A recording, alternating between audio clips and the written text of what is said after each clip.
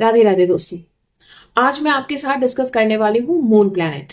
Moon planet जिसका relation होता है हमारे अपने मूड से, हमारे मन से।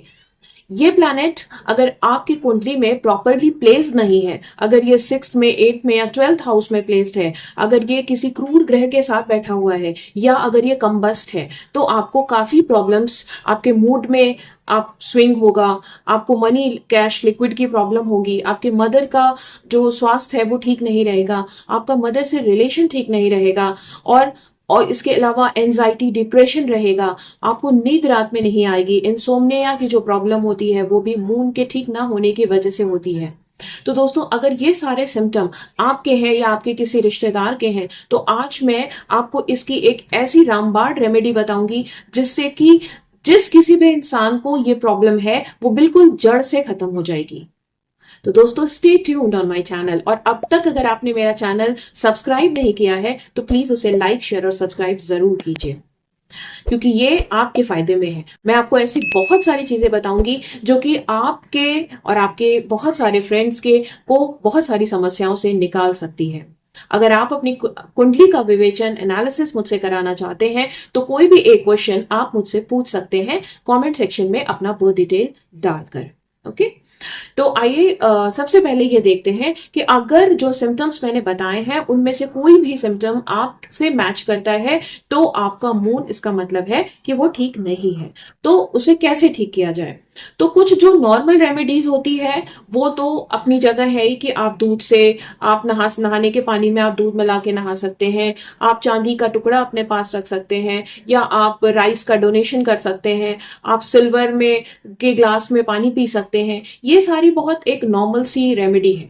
आप दूध का तिलक लगा सकते हैं। इन सब चीजों से आप मून को जो है अपने ठीक कर सकते हैं। लेकिन ये डिपेंड करता है कि आपकी सीवियरिटी कितनी है मून की। कुछ लोगों को मून के इम्बैलेंस की वजह से, बेसिकली जिनका मून अगर 8th हाउस में है या बहुत बुरी तरीके से कंबस्ट या फिर किसी भी क्रूर ग्रह के साथ बैठा हुआ है, तो उस केस में ये छोटी छोटी रेमेडीज काम नहीं आती। तो क्या किया जाए?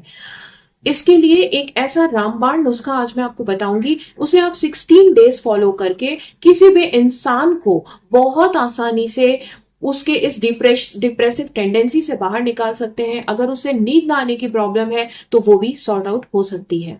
तो दोस्तों, बहुत गौर से सुनिएगा और बहुत ध्यान से इस बात को फॉलो करिएगा। और फॉलो करने के बाद कमेंट सेक्शन में आकर मुझे बताना मत भूलिएगा कि आपको इसका कितना फायदा हुआ। ठीक है? तो सबसे पहले आपको करना क्या है, आपको कॉटन का व्हाइट कलर का एक क्लॉथ लेना है, जो बहुत पतला कॉटन का क्लॉथ आए, पतले से पतला बिल्कुल कॉटन का क्लॉथ होना चाहिए। वो बस कॉटन होना चाहिए, रेशमी नहीं होना चाहिए, कॉटन का क्लॉथ। ठीक है?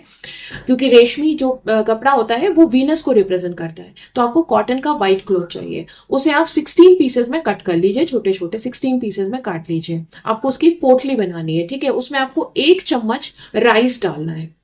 तो आपको बस इतना बड़ा वो कट करना है जिसमें 1 चम्मच राइस पोटली की तरह बंध जाए। ठीक है? ये आपके इस तरह से आप उसमें राइस डालकर उसकी एक पोटली बनाएंगे। ऐसी 16 पोटली आपकी तैयार हो जाएगी। अब आपको क्या करना है, इसके बाद आपको एक कप में, शीशे के कप में आप रॉ मिल्क रख लीजिए। जो उबला हुआ दूध नहीं होता है ना, रॉ मिल्क रखना है आपको। अच्छा, अब ये जो आपने पोटली बनाई है, इस पोटली का क्या करना है, आपको चाय की छन्नी को गैस पे रखिए और जो इंसान पीड़ित है इस प्रॉब्लम से, उसके हाथों से ये पोटली चाय की छन्नी में रखवा के गैस पे जला लीजिए। ये पूरी तरीके से जब बर्न हो जाए, बिल्कुल राख हो जाए, है ना, तब क्या करना है, आपको ये स्ट्रेनर उठाकर उस जो आपने रॉ मिल्क लिया है उस कप में इसको डाल दीजिए। और जो पीड़ित इंसान है वो अपनी उंगली से इसको अच्छी तरीके से मिक्स कर दे। ओके? और उसके बाद ये कप जिसमें कि ये राख मिल गई है और वो रॉ मिल्क है, उसको आप किचन की ही सिंक में आप उसको बहा दीजिए। किचन की सिंक में बहा के नल खोल दीजिए। बस हो गया, दिस इज डन। और 2-3 चीजों का आपको ध्यान रखना है।